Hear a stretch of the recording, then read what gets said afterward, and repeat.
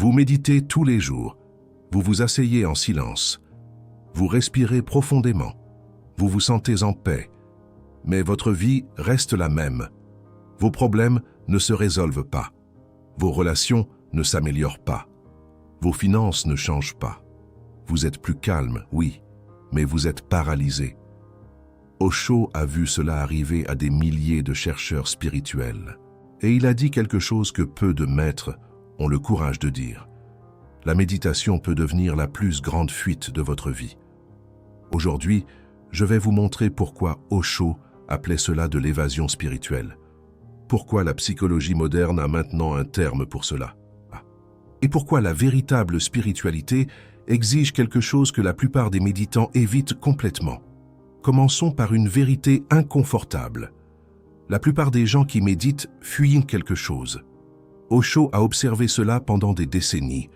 Il a vu des gens qui venaient à son ashram à Pune, des gens qui avaient abandonné leur carrière, des gens qui avaient quitté leur famille, des gens qui avaient renoncé à leurs rêves, et tous disaient la même chose. Je suis à la recherche de l'illumination. Mais Osho voyait quelque chose de différent. Il voyait des gens qui fuyaient, fuyant des travaux qu'ils détestaient, fuyant des relations qu'ils n'arrivaient pas à réparer, fuyant des problèmes qu'ils ne savaient pas résoudre, fuyant eux-mêmes. Et la méditation est devenue le refuge parfait, parce que qui peut critiquer quelqu'un qui médite? Qui peut dire que vous avez tort quand vous vous asseyez en silence à la recherche de la paix intérieure? La spiritualité est devenue l'excuse la plus sophistiquée pour ne pas affronter la vie. Osho disait « Le méditant qui fuit le monde n'est pas un méditant. C'est un lâche qui utilise la spiritualité comme masque. Cela peut paraître dur, mais Osho n'a jamais eu peur d'être direct. Il savait que la vérité dure guérit plus vite que le mensonge doux. Maintenant, laissez-moi vous expliquer ce que la psychologie a découvert à ce sujet. En 1984, un psychologue américain nommé John Welwood a inventé un terme qui a changé la façon dont nous comprenons la spiritualité. Il l'a appelé « spiritual bypassing ». En français, on pourrait traduire cela par « contournement spirituel » ou « évasion spirituelle ». Welwood l'a défini ainsi. Utiliser des pratiques et des croyances spirituelles pour éviter de faire face à des sentiments douloureux, des blessures non résolues et des besoins de développement. Il a observé quelque chose de perturbant dans les communautés spirituelles. Des gens qui méditaient pendant des années, mais qui continuaient avec les mêmes schémas destructeurs. Des gens qui parlaient d'amour inconditionnel, mais qui n'arrivaient pas à maintenir une relation. Des gens qui prêchaient le détachement, mais qui étaient émotionnellement dissociés. La méditation est devenue une forme d'anesthésie, une façon de ne pas sentir la douleur, une méthode pour rester au-dessus des problèmes au lieu de les résoudre. Des recherches récentes ont confirmé cela. Une étude de 2024 par Tempone Wiltshire et Dowie a montré que de nombreux pratiquants de méditation utilisent la pratique pour éviter les émotions difficiles. Ils entrent dans des états méditatifs quand la vie devient inconfortable. Ils utilisent la paix intérieure comme un bouclier contre la réalité extérieure. Osho savait déjà cela 40 ans avant que la science ne le confirme. Il disait « Il y a deux types de personnes qui méditent. L'une utilise la méditation comme un tremplin pour la vie. L'autre l'utilise comme un bunker pour se cacher de la vie. Le premier devient un Bouddha. Le second devient un cadavre vivant. Fort, n'est-ce pas? Mais nécessaire. Laissez-moi vous donner un exemple réel qu'Osho racontait. Il y avait un homme en Inde qui est devenu célèbre pour méditer dans des grottes. Il passait des mois en retraite de silence. Tous le considéraient comme un grand saint. Les disciples venaient de partout pour recevoir sa bénédiction. Un jour, cet homme a dû voyager en train. Pour la première fois depuis des années, il était dans le monde réel. Le train était bondé, les gens poussaient, faisaient du bruit, ne respectèrent pas son espace. Et que s'est-il passé? Le grand saint a perdu patience, a commencé à crier, est devenu agressif, a failli se battre avec un autre passager. Des années de méditation dans des grottes, et il a suffi d'un voyage en train pour révéler que rien n'avait changé à l'intérieur. Sa paix était conditionnelle, dépendait du silence, dépendait de l'isolement, dépendait de ne pas être perturbé. Osho disait « Ce n'est pas la vraie paix, c'est juste l'absence de stimulus. N'importe qui peut rester calme quand rien ne le perturbe. Le vrai test est de garder son calme quand tout conspire pour vous faire perdre votre centre. » La méditation de cet homme était une fuite déguisée en pratique spirituelle. Maintenant, laissez-moi vous parler de la solution qu'Osho proposait. Osho a créé un concept qu'il appelait Zorba le Bouddha, et c'est l'une des idées les plus révolutionnaires de l'histoire spirituelle. Zorba vient du personnage de Zorba le grec, du roman de Nikos Kazantzakis. Zorba est un homme qui aime la vie. Il danse, il boit, il mange, il travaille, il aime les femmes, il vit intensément dans le monde matériel. Zorba n'a aucun intérêt pour la spiritualité. Il est complètement immergé dans la terre. Bouddha, d'un autre côté, est l'opposé. Il a abandonné le palais. Il a quitté sa femme et son fils. Il a renoncé au monde. Il s'est assis en méditation jusqu'à atteindre l'illumination. Bouddha n'a aucun intérêt pour le monde matériel. Il est complètement immergé dans le ciel. La plupart des traditions spirituelles disent que vous devez choisir. Soit vous êtes Zorba, soit vous êtes Bouddha. Soit vous vivez dans le monde, soit vous transcendez le monde. Soit vous êtes matérialiste, soit vous êtes spiritualiste. Osho disait, c'est une fausse division. Il enseignait que l'être humain complet n'est ni Zorba ni Bouddha. L'être humain complet est Zorba le Bouddha, la synthèse des deux, l'intégration du matériel et du spirituel, la rencontre du ciel avec la terre. Osho disait, je veux que vous soyez riche à l'intérieur et à l'extérieur. Je veux que vous soyez un empereur et un mendiant en même temps. Je veux que vous connaissiez l'extase du corps et l'extase de l'âme. Cela va à l'encontre de pratiquement toute tradition spirituelle. Les moines bouddhistes renoncent au monde. Les ascètes hindous vivent dans des grottes. Les mystiques chrétiens font vœu de pauvreté. Le message est toujours le même. Pour trouver Dieu, vous devez abandonner le monde. Osho disait que c'était de la pathologie spirituelle. Il est allé encore plus loin. Il a dit que la renonciation au monde est une forme de lâcheté spirituelle. Il est facile de dire que vous ne vous souciez pas de l'argent quand vous vivez dans un monastère où les autres s'occupent de vos besoins. Il est facile de dire que vous avez transcendé le désir sexuel quand vous vous isolez de tout contact humain. Il est facile de dire que vous êtes en paix quand vous avez éliminé toutes les sources de conflits de votre vie. Mais ce n'est pas de la transcendance, c'est de l'évitement. La vraie transcendance se produit quand vous êtes au milieu de l'argent et que vous n'êtes pas corrompu par lui. Quand vous êtes entouré d'attractions et que vous gardez votre clarté. Quand vous êtes au milieu du conflit et que vous gardez votre centre. Osho disait souvent, le lotus pousse dans la boue, pas dans l'eau claire, pas dans l'air pur, dans la boue. Le lotus a besoin de la boue pour se développer. De la même manière, la conscience humaine a besoin du monde pour se développer. Elle a besoin de défis, elle a besoin de conflits, elle a besoin de tentations. Fuir le monde, c'est se voler à soi-même l'opportunité de grandir. Une véritable fuite. Osho argumentait que le monde n'est pas un obstacle à l'illumination. Le monde est le laboratoire. C'est là où vous pratiquez ce que vous avez appris en méditation. C'est là où vous testez votre conscience. C'est là où vous découvrez si votre paix intérieure est réelle ou simplement une évasion. Réfléchissez un instant, si vous ne pouvez trouver la paix que dans le silence, seul, les yeux fermés. Votre paix est fragile. Le moindre bruit la détruit. La moindre personne la perturbe. Le moindre problème la dissout. Mais si vous parvenez à maintenir la paix au milieu du chaos, pendant que vous travaillez, pendant que vous discutez, pendant que vous affrontez des problèmes, cette paix est vraie. Cette paix a été testée. Cette paix est vôtre. Osho disait, la véritable méditation n'est pas quelque chose que vous faites pendant 1 heure le matin. La véritable méditation est un état de conscience que vous maintenez 24 heures sur 24. Vous méditez pendant que vous mangez. Vous méditez pendant que vous travaillez. Vous méditez pendant que vous faites l'amour. Vous méditez pendant que vous dormez. C'est radicalement différent de ce que la plupart des gens entendent par méditation. La plupart pensent à la méditation comme une évasion du monde. Un moment de pause, un refuge. Vous vous asseyez. Vous fermez les yeux. Et pendant quelques minutes, vous n'avez pas à faire face à quoi que ce soit. Osho disait que ce n'est que le commencement. C'est utile. Cela aide à développer la capacité d'observer. Mais si vous vous arrêtez là, vous êtes passé à côté de l'essentiel. L'objectif n'est pas de fuir le monde. L'objectif est d'apporter la qualité méditative à l'intérieur du monde. Transformer chaque action en méditation. Transformer chaque moment en conscience. Osho a créé les méditations actives justement pour cela. Il a réalisé que la méditation traditionnelle, assis en silence, ne fonctionnait pas pour l'homme moderne. L'esprit moderne est trop agité. Si vous vous asseyez simplement et essayez de rester en silence, votre esprit explose de pensées.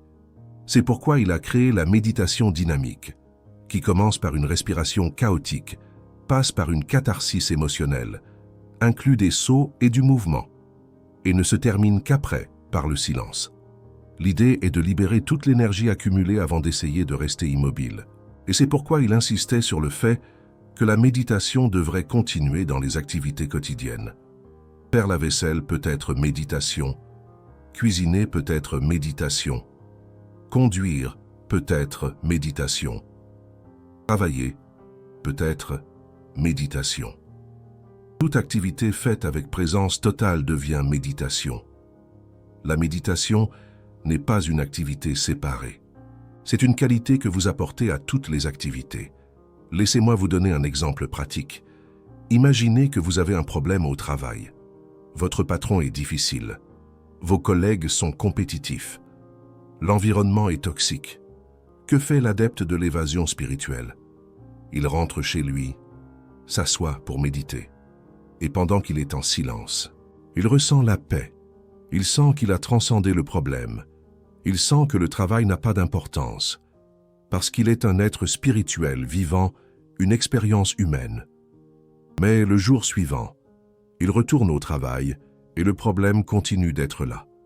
Le patron continue d'être difficile. Les collègues continuent d'être compétitifs. L'environnement continue d'être toxique et il continue de souffrir. La méditation n'a rien changé à la réalité. Elle a juste donné une pause temporaire à la souffrance. Ce que Osho proposait est différent. Le pratiquant de Zorba, le Bouddha, médite aussi. Mais il n'utilise pas la méditation pour fuir le problème. Il utilise la méditation pour gagner en clarté sur le problème. Il observe ses réactions. Il comprend ses schémas. Il voit ce qui en lui contribue à la situation. Et alors, il agite. Peut-être qu'il a besoin d'avoir une conversation difficile avec son patron. Peut-être qu'il a besoin d'établir des limites avec ses collègues. Peut-être qu'il a besoin de chercher un autre emploi. Peut-être qu'il a besoin de changer son propre comportement. La méditation donne la clarté, mais l'action transforme la réalité. Osho disait, « La méditation sans action est de la masturbation spirituelle. Vous vous sentez bien pendant un moment, mais rien n'est créé. Rien ne change dans le monde. Vous vous êtes seulement satisfait temporairement. De nouveau, c'est fort, mais c'est vrai. Maintenant, laissez-moi vous montrer les signes qui indiquent que vous pourriez utiliser la spiritualité comme fuite. Premier signe, vous vous sentez supérieur aux autres. Si vous regardez les personnes qui ne méditent pas et pensez qu'elles sont moins évoluées, moins conscientes, moins éveillées, vous utilisez la spiritualité pour nourrir votre ego. Ce n'est pas de l'évolution, c'est de l'arrogance spirituelle. Osho était implacable avec cela. Il disait « L'ego spirituel est le pire type d'ego, parce qu'il se déguise en humilité. L'homme qui pense qu'il est saint est plus dangereux que l'homme qui sait qu'il est pécheur. » Deuxième signe, vous évitez les conflits à tout prix. Si vous n'arrivez pas à avoir des conversations difficiles, si vous cédez toujours pour maintenir la paix, si vous avalez vos besoins pour ne pas créer de vagues, vous n'êtes pas spirituel. Vous êtes lâche.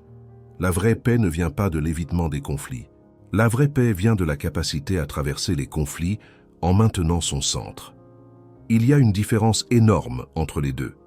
Troisième signe, vous utilisez le jargon spirituel pour invalider les émotions. Si vous dites des choses comme « c'est juste l'ego » ou « tu es trop attaché » ou « tout est parfait comme c'est », quand quelqu'un exprime de la douleur, vous utilisez la spiritualité comme une arme. Vous invalidez des expériences humaines réelles avec des concepts abstraits.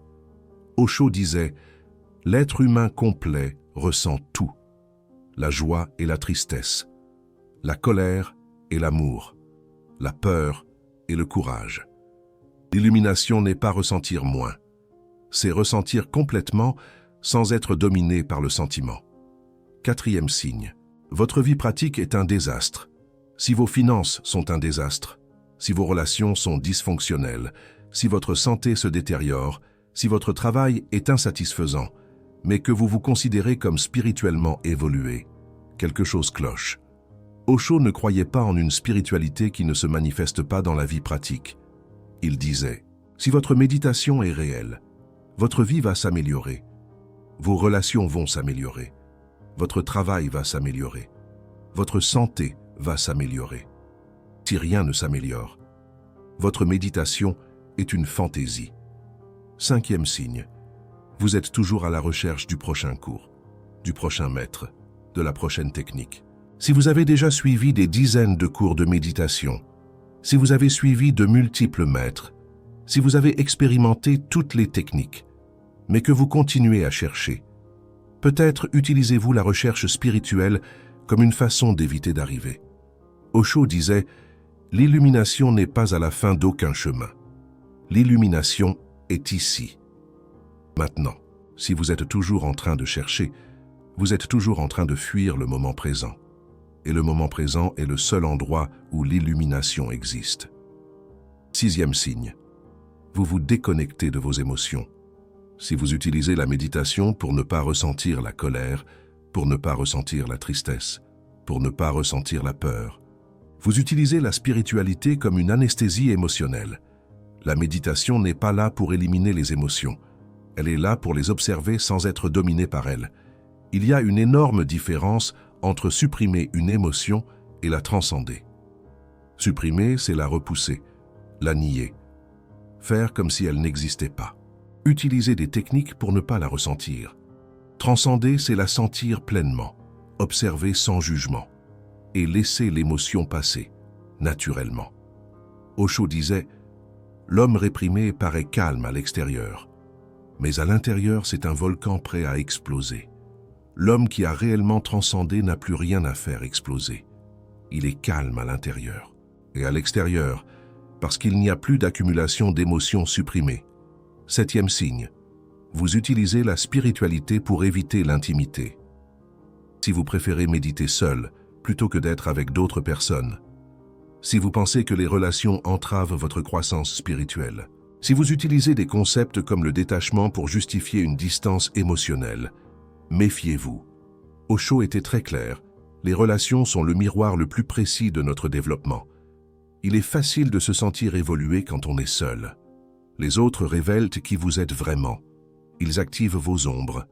Ils testent votre patience. Ils exposent vos faiblesses. Fuir les relations, c'est fuir soi-même. Maintenant, laissez-moi vous parler de l'équilibre que Osho proposait.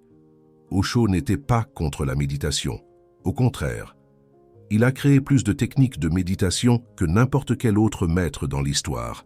La méditation dynamique, la méditation Kundalini, la méditation Nada Brahma et des dizaines d'autres.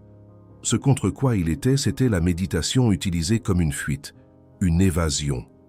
Il proposait un modèle différent. Un modèle où la méditation et l'action travaillent ensemble. Un modèle où vous allez à l'intérieur pour vous connaître. Et vous allez à l'extérieur pour vous exprimer. Un modèle où l'intérieur et l'extérieur ne sont pas opposés, mais des compléments. Osho disait, le monde est le miroir. Quand vous changez à l'intérieur, le reflet dans le miroir change. Mais si vous ne regardez qu'à l'intérieur, et jamais dans le miroir, vous ne saurez jamais si vous avez réellement changé. C'est profond. Déballons ça ensemble. Beaucoup de personnes qui méditent ont des expériences internes puissantes. Elles ressentent la paix, elles ressentent l'amour, elles ressentent l'expansion, et elles pensent qu'elles ont changé. Mais la preuve du changement est dans la vie. Elle est dans les relations, elle est dans les réactions, elle est dans les choix quotidiens. Si vous ressentez un amour infini pendant la méditation, mais que vous continuez à maltraiter les gens dans votre vie, l'amour n'est pas réel, c'est une fantaisie méditative. Si vous ressentez une paix profonde pendant la méditation, mais que vous restez anxieux et stressé au quotidien, la paix n'est pas réelle. C'est une expérience temporaire qui ne s'est pas intégrée. Le monde est le test, la vie est l'examen. La méditation n'est que l'entraînement. Et tout comme un athlète ne peut pas passer sa vie à s'entraîner sans jamais concourir. Un méditant ne peut pas passer sa vie à méditer sans jamais vivre. Osho disait « Je ne veux pas que vous soyez un moine. Je veux que vous soyez un guerrier. Un guerrier qui connaît la paix intérieure, mais qui n'a pas peur de se battre quand c'est nécessaire. Un guerrier qui médite le matin et conquiert le monde l'après-midi. » Cette image du guerrier est importante, parce que la vie exige de la lutte, pas une lutte violente, mais une lutte au sens de l'effort, de l'engagement, de l'action ciblée. Si vous voulez améliorer votre santé, vous devez lutter contre vos propres habitudes. Si vous voulez construire une entreprise, vous devez lutter contre la résistance du marché. Si vous voulez améliorer une relation, vous devez lutter contre vos schémas automatiques. La méditation donne la force pour cette lutte. Elle donne la clarté. Elle donne le centre. Mais elle ne remplace pas la lutte.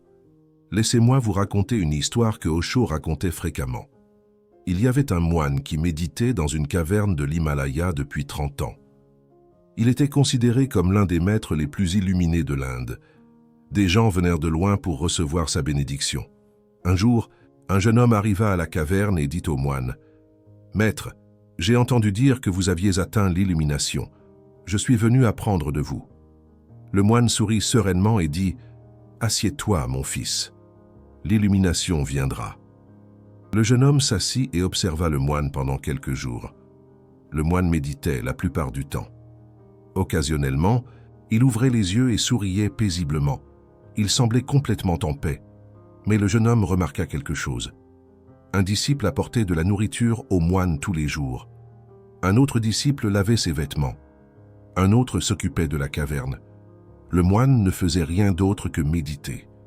Le jeune homme demanda « Maître, avez-vous déjà pensé à retourner en ville, à enseigner là-bas ?» Le moine fit une grimace. « La ville est bruyante, pleine de distractions, impossible de maintenir la paix. » Le jeune homme insista. « Mais comment savez-vous que votre paix est réelle si vous ne la testez jamais dans le monde ?»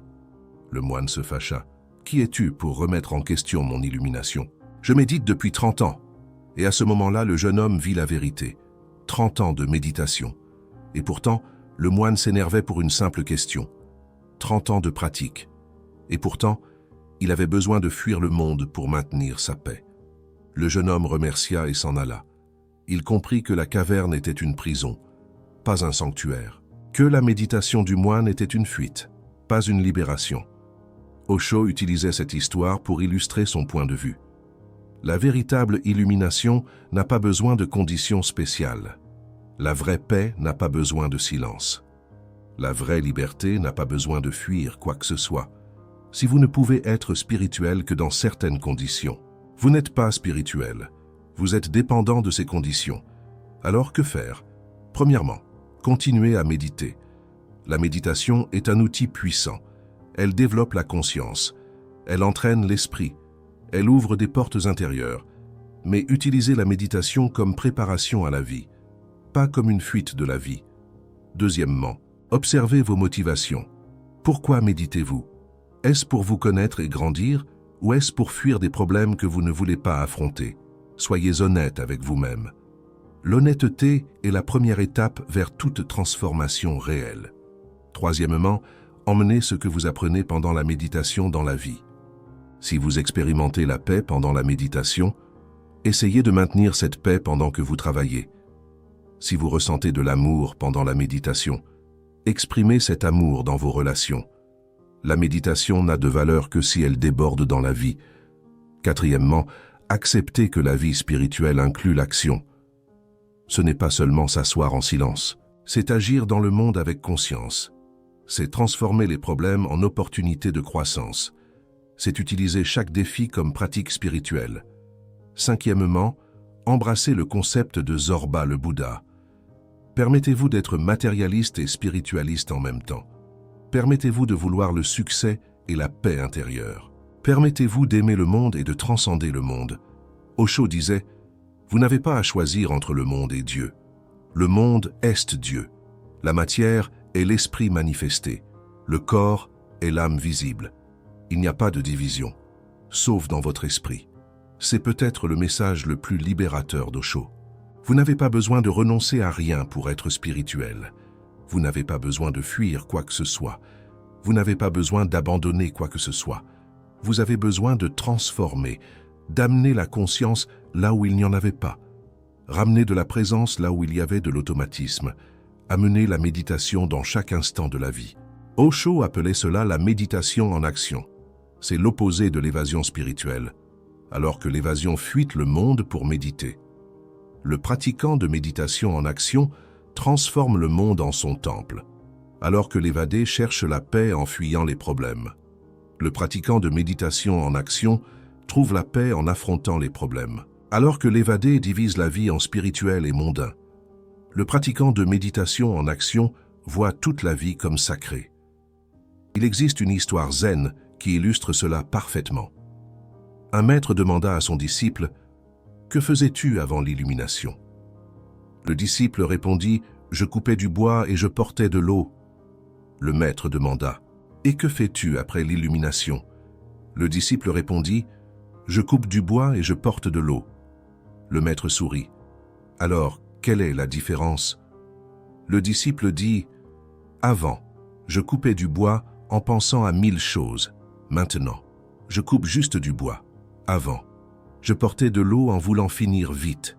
Maintenant, je porte juste de l'eau. L'action est la même. La conscience est complètement différente. C'est ça la méditation en action. Ce n'est pas ce que vous faites qui compte. C'est comment vous le faites. Avec combien de présence, avec combien de conscience, avec combien d'amour. Osho disait, l'homme illuminé ne fait pas des choses différentes. Il fait les mêmes choses d'une manière différente. Il mange. Mais il mange avec une attention totale. Il travaille. Mais il travaille avec une présence totale. Il aime. Mais il aime avec un abandon total. La différence n'est pas dans l'action. La différence est dans la qualité de la conscience. Cela démocratise la spiritualité. Vous n'avez pas besoin d'aller dans l'Himalaya. Vous n'avez pas besoin d'abandonner votre famille. Vous n'avez pas besoin de quitter votre emploi. Vous pouvez être illuminé exactement où vous êtes, en faisant exactement ce que vous faites. La seule chose qui doit changer, c'est votre conscience. Et pour changer votre conscience, vous avez besoin de 2 choses. La pratique interne et le test externe. La pratique interne, c'est la méditation, les moments de silence, l'entraînement de l'esprit, le développement de la capacité à témoigner. Le test externe, c'est la vie, les relations, le travail, les problèmes, les joies. Tout ce qui arrive quand vous ouvrez les yeux après la méditation. Les 2 sont nécessaires. L'un sans l'autre est incomplet. La méditation sans action produit des évadés qui se sentent spirituels, mais ne change rien dans le monde. L'action sans méditation produit des activistes qui changent le monde, mais sont en guerre avec eux-mêmes. La synthèse des 2 produit Zorba le Bouddha, quelqu'un qui est en paix avec lui-même, et qui transforme aussi le monde qui l'entoure. Osho n'était pas seulement un maître qui enseignait la théorie. Il a vécu comme Zorba le Bouddha. Il avait une collection de Rolls-Royce. Il portait des montres en diamant. Il vivait dans le confort matériel. Et en même temps, il méditait quotidiennement, enseignait à des milliers de personnes et a produit l'une des plus grandes collections d'enseignements spirituels de l'histoire. Beaucoup l'ont critiqué pour cela. Comment un maître spirituel peut-il avoir des voitures de luxe? Comment quelqu'un qui parle de détachement peut-il vivre dans la richesse matérielle? Osho répondait, « Je démontre que la richesse externe n'empêche pas la richesse interne. Je prouve que vous pouvez tout avoir dans le monde extérieur et être toujours libre à l'intérieur. Je montre que la renonciation n'est pas nécessaire pour l'illumination. » Il disait que les maîtres qui renonçaient au monde envoyaient un message erroné. Il disait que spiritualité et pauvreté sont la même chose, que pour être saint, vous devez être misérable, que Dieu exige le sacrifice. Osho disait l'opposé. L'existence est abondante. La vie veut que vous prospériez. L'univers n'est pas fait de rareté. Il est fait d'abondance infinie. Se limiter n'est pas une vertu. C'est la peur déguisée en humilité. Osho a dit « Je rêve d'un monde où tout le monde est Zorba le Bouddha, où les gens dansent et méditent, où les gens travaillent et contemplent, où les gens aiment et transcendent, où il n'y a pas de division entre le sacré et le profane, parce que tout est sacré. » C'est l'invitation d'Osho. Ne pas fuir le monde, mais transformer le monde en se transformant soi-même. Ne pas échapper à la vie, mais vivre la vie avec tant d'intensité et de conscience qu'elle devient méditation. Et cela commence avec une décision. Allez-vous utiliser la spiritualité pour fuir ou pour affronter? Allez-vous méditer pour échapper aux problèmes ou pour gagner la force de les résoudre? Allez-vous être un moine caché dans une caverne ou un guerrier qui danse sur le champ de bataille?